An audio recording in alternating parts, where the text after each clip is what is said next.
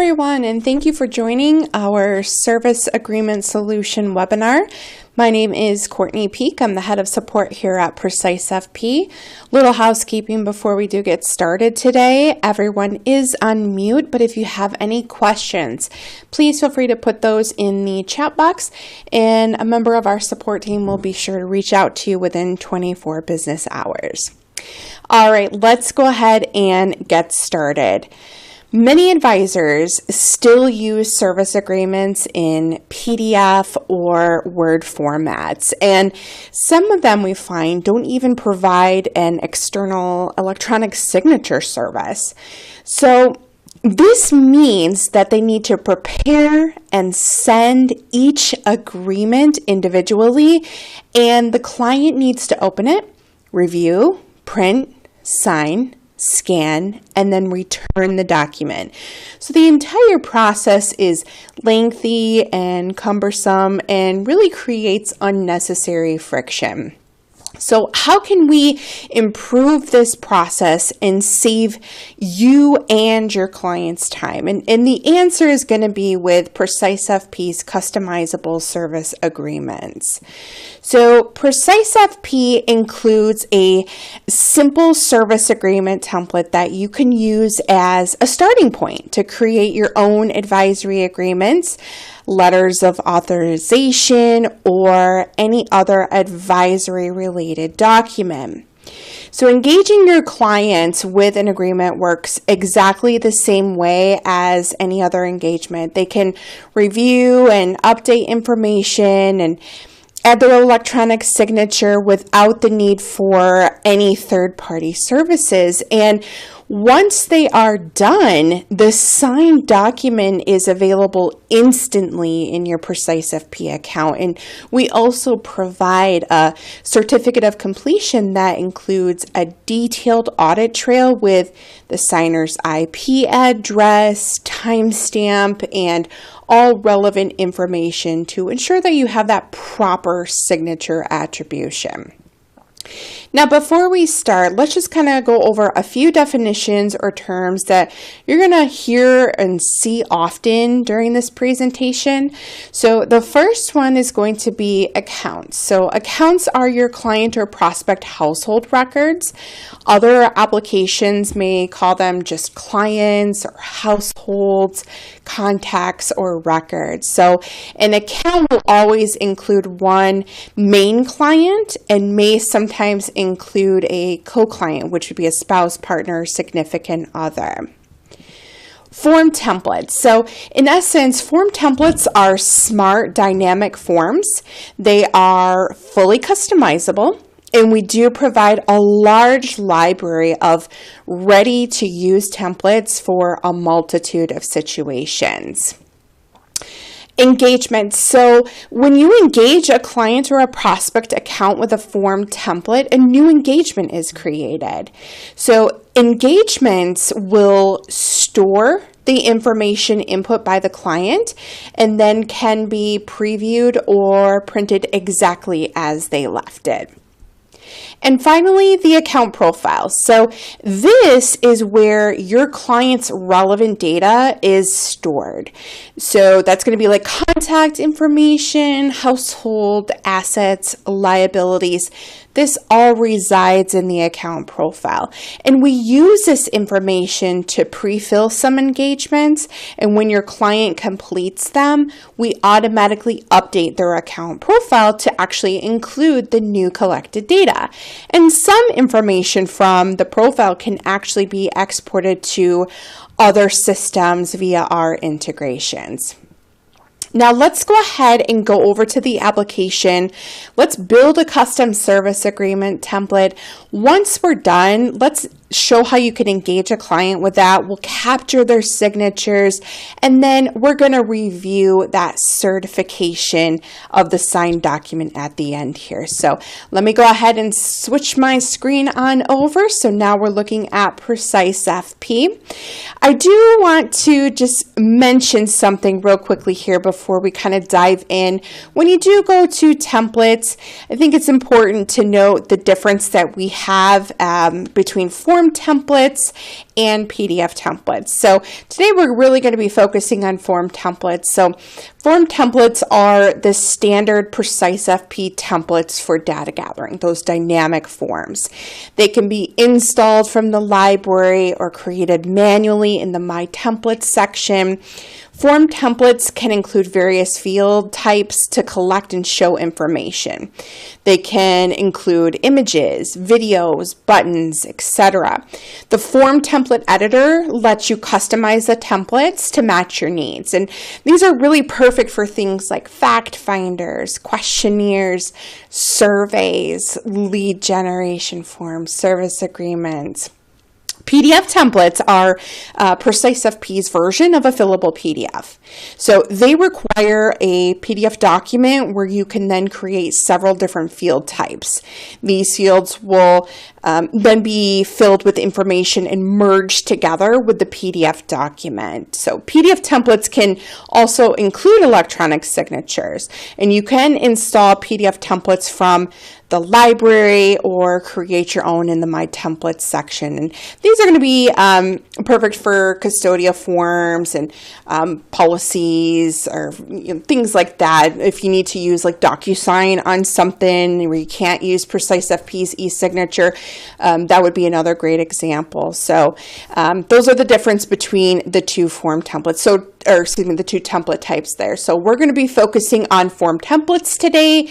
In particular, again, our service agreement. So let's go to the form library.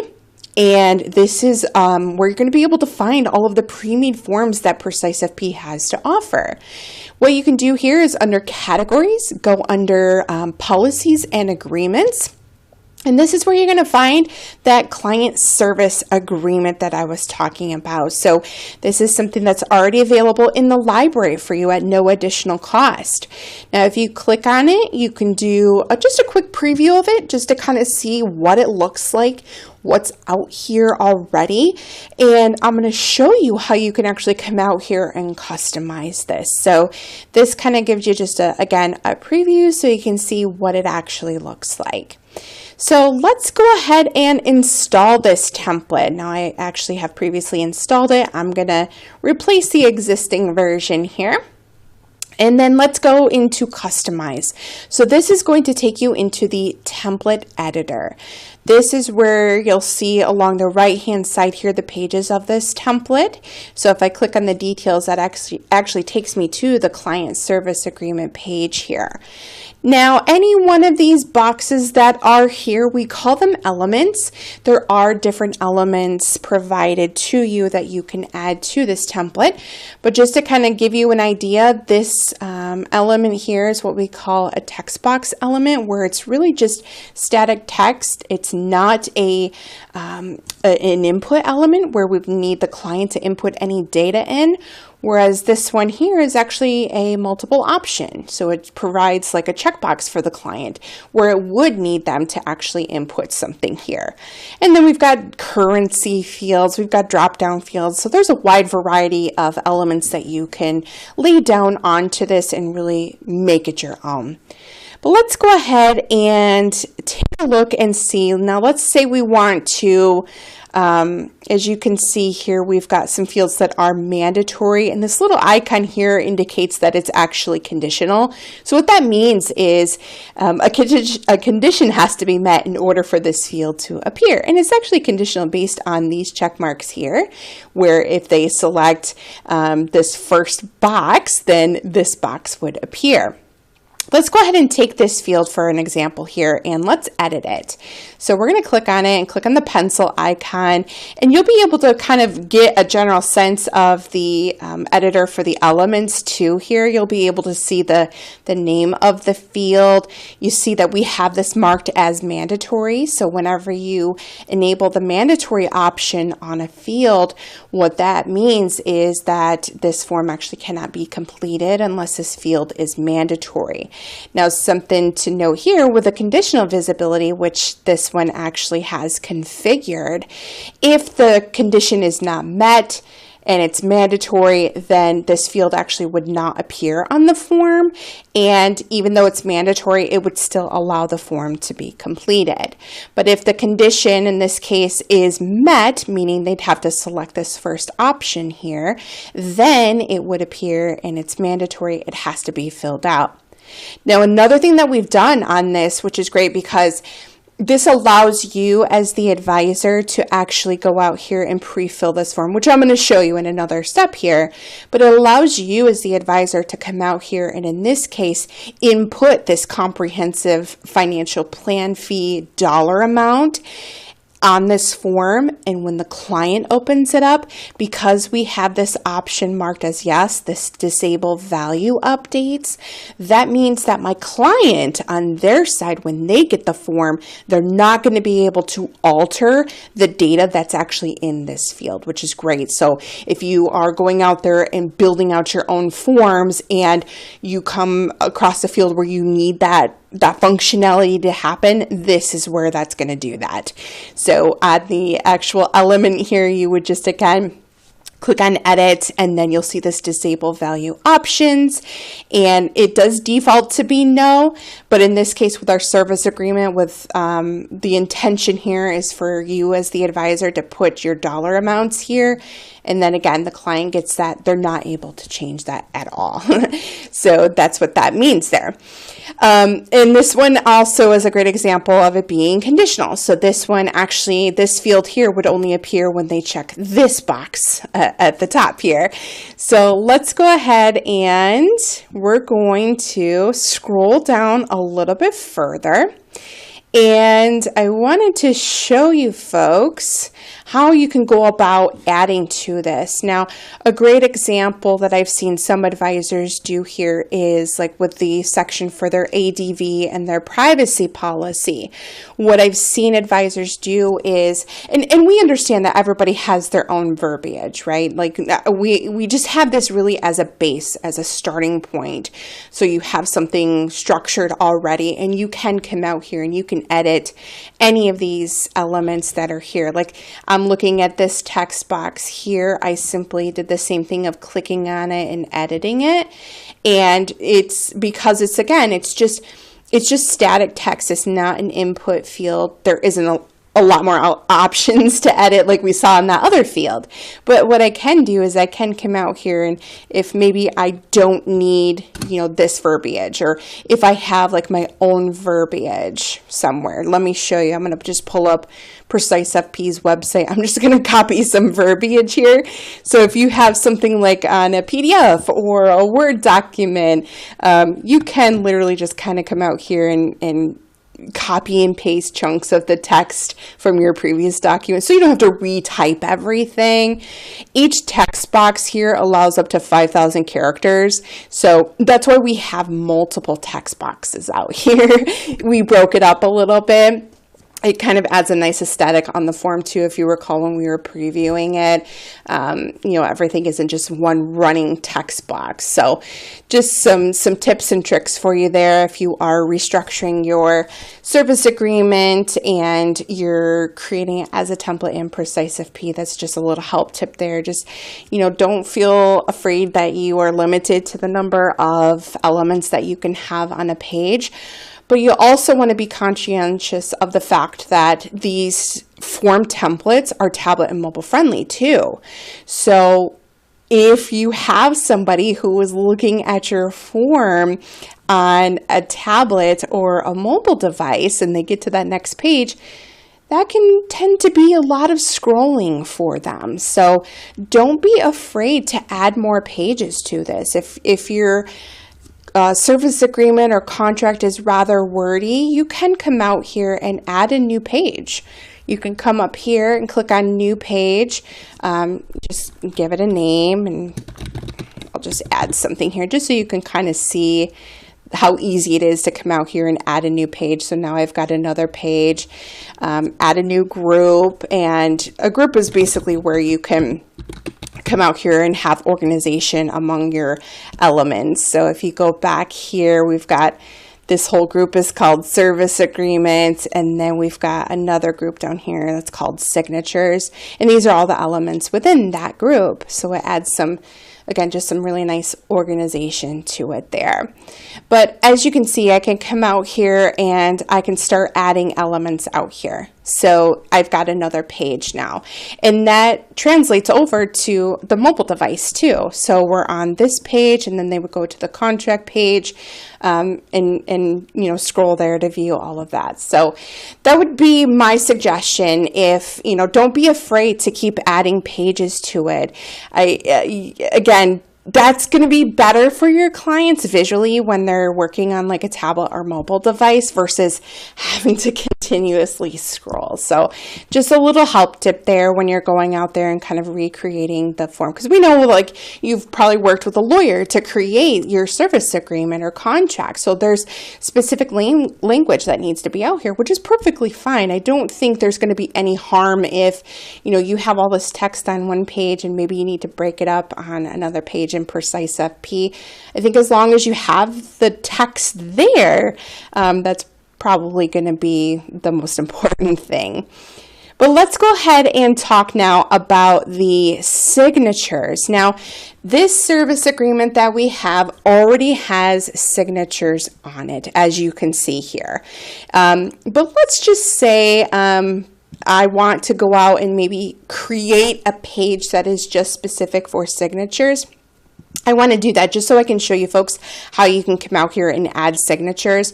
So I'm actually going to delete this group here that is pre-made and has the signatures. I'm just going to delete this entire thing, and I'm going to just create a new page now called signatures, just so it's clear for my clients what I'm just adding some more clarity to the form, maybe kind of separating things out a little bit for them.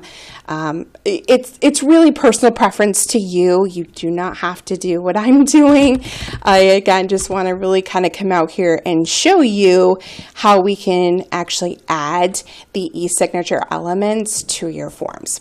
So now I've got this page called signatures, and I did copy that text that was above the signature elements. So what I'm going to do now is I am going to add a new element. So when you create a new group, it automatically defaults to have an empty cell there where you can place a new element. So basically just click on the plus sign here. And this is what I was kind of talking about before, where we've got, you know, input elements where the client's going to input data in. And then we have graphical elements is what we call them. So the one that I'm looking for is actually this text box where, again, it's just static text. And as you can see, I really can just come out here, copy and paste that text that I have. And now what I want to do is I want to add an e-signature element for my client and co-client if applicable.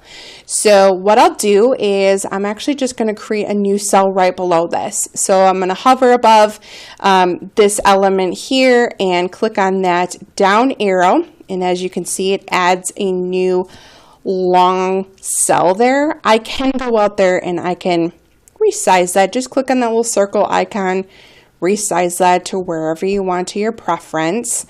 And if I wanted to maybe add another one right to the right, I just click on the arrow pointing to the right, and I can kind of play this a little bit just to kind of get it where you want it aesthetically for your preference. But now I've got, as you can see here, two cells. So I'm going to click on this first one here. I'm going to click on new element, and under input elements, we have this e-signature option. So I'm now prompted to basically create this new signature element. So let's say here I'm going to put client's signature, and then you have to choose who the signer is. Is it the client or the co-client? In this case, I'm just going to leave it to be client. You can choose the input method. Do you want them to be able to type their signature, or do you want them to be able to draw their signature, or both? So as you can see, it defaults to enable both. That certification that we were talking about, it does default to be enabled. This is something that is going to be personal preference to you if you want this enabled or not, but it does default to be enabled. And then of course you've got the option to make the signature field mandatory, which I am going to go ahead and do here. And then the visibility is just looking if you're doing conditional visibility, which I'm not going to in this case, so I'm just going to click on create. Now, what happens is, and I'm going to go through all of this too, after we're done kind of playing around in the editor here, I'm actually going to send this to myself as if I'm the client so we can get that point of view from the client as well. But let's go ahead over here and let's add now a signature element for the co-client. And we're going to put signer as co-client. We'll leave everything as is. We will make that mandatory. Now, what's really cool is if, let's say you have this field marked as mandatory, but let's say you send it to somebody who is single, they don't have a co-client, that mandatory option will drop off automatically, so you don't have to worry about that. So now that I've got this ready to go, what I can do is let's now go ahead and send this out to a client of mine so that we can look and see how this actual process of signing this document looks. And then we'll come back into PreciseFP so you can actually see what that completed signed document looks like and the certificate that comes along with it too. So let me go ahead and just rename this because I've got a couple of them out here. So I want to make sure that I'm sending the correct one. Oh, another thing that I wanted to show you guys, because we do get asked this pretty often, is do you have an element for initials? And while it's not specific for initials, you can use that e-signature element to do initials, which I'm going to show you how you can do that.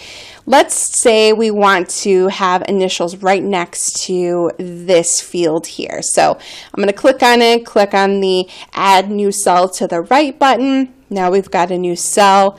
Let's go out here and actually split this one more time so that we can actually have a signature, or excuse me, an initial box for both client and co-client. So I'm going to click in here, click on new element, e-signature, and I'm simply just going to call this client initials. And I'll leave everything as is. I'll make this mandatory. And then I'm going to do the same thing over here, do new element, e-signature, co-client initials, and we'll make sure that that is marked for co-client.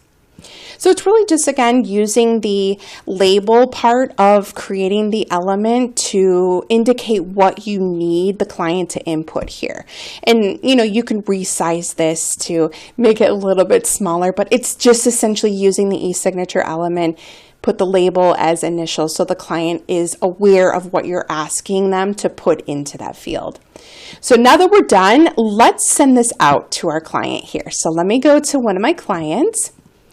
And I'm going to click on engage, and I'm going to choose engage with a form. And then what it will show you here is it's going to show you your top 5 recently used and top 5 recently updated, and then you can also do a search for your form template in the search box. But since I just updated that one, it's showing in my recently updated here, so I'm going to choose that. And then what we have here is who is going to be the recipient of this form. Do we want to just send it to the primary contact? Do we just want to send it to the co-client in this case? And do we also want to send this to the secondary contact or not? So in this case, just for the example today, I am just going to go ahead and send it to my client. And what I have now is I'm presented with some options here. If I'm ready to send this off to them, I can choose send immediately and then create and send, and it's going to send that off. But in this case, I need to fill out some information before I send this over to my clients. So I'm going to choose the review and edit first.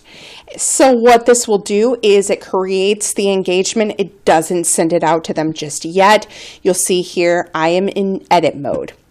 So I, as the advisor, am going to go ahead and go into this form, and I'm going to pre-fill some of this information. So here's that great way to kind of see how the conditional visibility works too. So when I select the option here, I, as the advisor, can now go in here and input this information.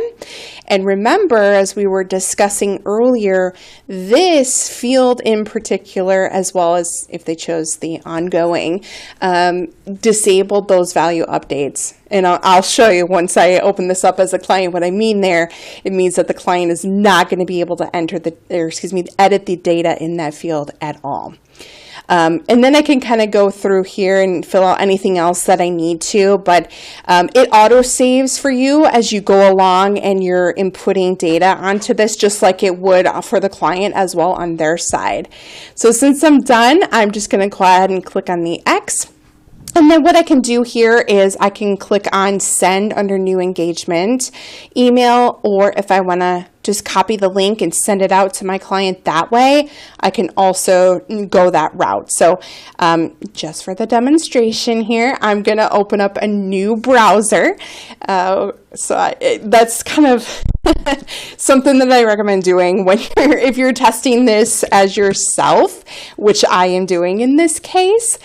You'll want to make sure that you're testing as a client outside of the browser that you're logged into PreciseFP with, because the system will get confused when you're trying to act as a client and the advisor in the same browser that you're logged into PreciseFP with. So just a help tip when you're testing this out. So now I'm switching my hat here. I'm no longer the advisor. I'm pretending that I am my client, Emily. So I'm sending this out to Emily. Emily got the link. Now Emily has actually already set up her secure password, so she's going to go ahead and just input that and sign in here, and then she'll be taken into the service agreement that we were just looking at and pre-filling out. So here's a great example of what this looks like on the client side with that field that had that, again, the options to have them edit. This cannot be modified. This is what it looks like to the client. They are not going to be able to fill this out, but they can go out here and they can see the information that I, as the advisor, have already pre-filled out for them. And then they can kind of go through and fill out the rest of the information. So here it's asking for their initials. You recall we did that for them. We allowed them the option to put in either typing or drawing their initials. And what's really nice about using the e-signature elements is right as they are done, as you can see here, it tells, this will show up on your version too, but it tells them who was logged in and signed it, the date, the time that that signature was placed there, even though it's being used as an initials. So let's go ahead and just kind of continue on through here. We'll fill this out. Let's go ahead and just kind of keep going. Here's the client signing now. She's got her signature. She's going to save it. Click on finish. And then this will be, documents will be available once all signers add their electronic signature. So once the co-client signs that, then they will be able to go out there and actually download that signed document. So let's go ahead and do a refresh here. And I'm going to show you what that looks like here. So here we go. We've got, looking under the engagements tab here, we can see that we have, so let me go ahead and actually copy this again.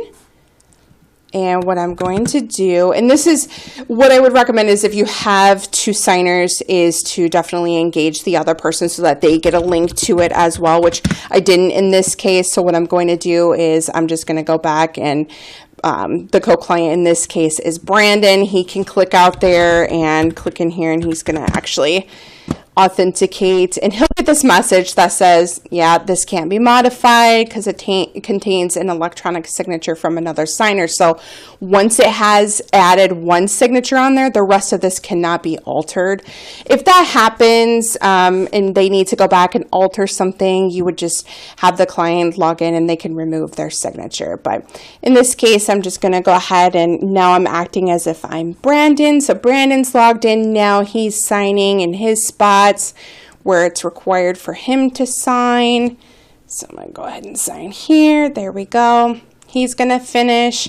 And now what they'll get is they will get that document that is now signed in this case, initialed by both of them, that they'll be able to download a copy so that they can have that for their records. And there we go. Let's go ahead and download this and take a look at it for the client side here, just so you can see it. But it does create a PDF of that document for them so that they can, again, download that, have a copy of it, print it, whatever they want. So it captures all the information that they saw on that actual form template on their side. So again, let's go back to PreciseFP. We'll do a refresh here. And now what we're going to see under engagements, all engagements, when we look at that engagement for our clients, we're going to see that it is now completed. Let's go ahead and click on this. Now we'll see under e-signatures, we see that it was signed. So let's go ahead and click here first. And what it will do is it will now download the signed document for you too.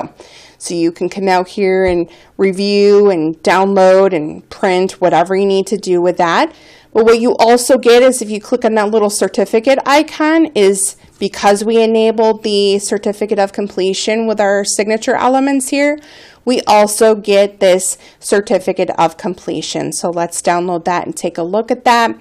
What this shows you is it shows you who the sender was of the form, the recipient of the form, when it was created, when it was completed, and this activity trail with it. So shows you who was the person that of PreciseFP that created the engagement, the client opened it, the co-client opened it, they placed their digital signatures, captures the IP address, all that pertinent information that you again need for a proper signature attribution.